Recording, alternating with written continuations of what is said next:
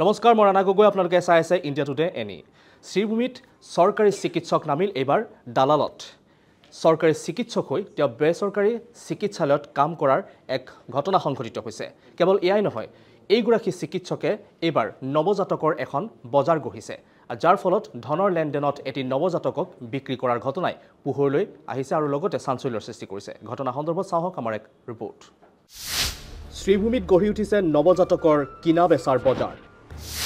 নৱজাতক বেপাৰত নামিল এইবাৰ চৰকাৰী চিকিৎসক এইজন শ্ৰীভূমিৰ অসামৰিক চিকিৎসালয়ৰ চিকিৎসক নীলাক্ষী শেখৰ দাস পেছাত চিকিৎসক হলেও নৱজাতক কিনা বেচাৰ অবৈধ বজাৰ গঢ়িছে নীলাক্ষী শেখৰ দাসে দৰমহাৰ পইচাৰো নুজুৰে এইজন চৰকাৰী চিকিৎসকক প্ৰায় 3 মাহৰ আগতে এই ঘটনাৰ আৰম্ভণি এওঁ যদিও চৰকাৰী চিকিৎসক কাম কিন্তু বেচৰকাৰী চিকিৎসালয়তো কৰে এগৰাকী মহিলাই নীলাক্ষী শেখৰ দাসৰ ওচৰলৈ গৈছিল গৰ্ভপাতৰ বাবে কিন্তু চিকিৎসক দাসে নিজৰ স্বাৰ্থত অৰ্থাৎ টকাৰ লোভত গৰ্ভপাত নকৰাবলৈ দিছিল বুজনি গৰ্ভৱতী মহিলাগৰাকীক সন্তান প্ৰসৱৰ সময়লৈকে সকলো দায়িত্ব লোৱাৰ লৈছিল সিদ্ধান্ত সন্তান প্ৰসৱৰ সময়ত দালাল ৰূপী এইজন চিকিৎসক নীলাক্ষী শেখৰ দাসে মহিলাগৰাকীক বেচৰকাৰী চিকিৎসালয় জীৱনজ্যোতি হাস্পতালত প্ৰসৱ কৰোৱায় তাৰ পাছতে 4টা দিনৰ অন্তত নৱজাতকক লৈ ধনৰ লেনদেন চিকিৎসকৰ ধনৰ বিনিময়ত নৱজাতকটিক গতাই দিয়ে এক দম্পতি অৱশেষত গোপন সূত্ৰৰ ভিত্তিত শিশু কল্যাণ বিভাগে উদ্ধাৰ কৰে নৱজাতকটি আমি ইনফৰমেশন পালো ৰিগাৰ্ডিং ওয়ান ইলিগাল এডপশন যাৰ সিজাৰিয়ান অপাৰেশন হৈছিল জীৱনজ্যোতি নীলাম বাজাৰত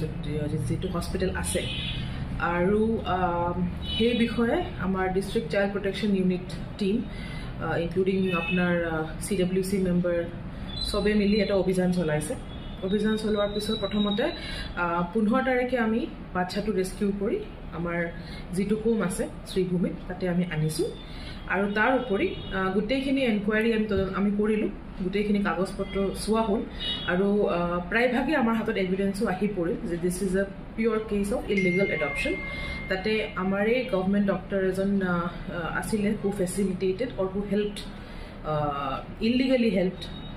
the adoptive family in adopting the child so called illegally adopting the child so gotike he gute bikhoy khini amar hatot porise evidence khini porise সম্প্ৰতি তদন্তৰ খাতিৰত নৱজাতকটিৰ প্ৰকৃত মাতৃ আৰু তুলি লোৱা দম্পতিৰ পৰিচয় গোপনে ৰাখিছে অৱশ্যে গৰ্ভৱতী মহিলাগৰাকীয়ে কিয় গৰ্ভপাত কৰাবলৈ আহিছিল দৰিদ্ৰতা নে আন কিবা আৰক্ষীৰ তদন্তত ওলাব প্ৰকৃত সত্য news desk report India today any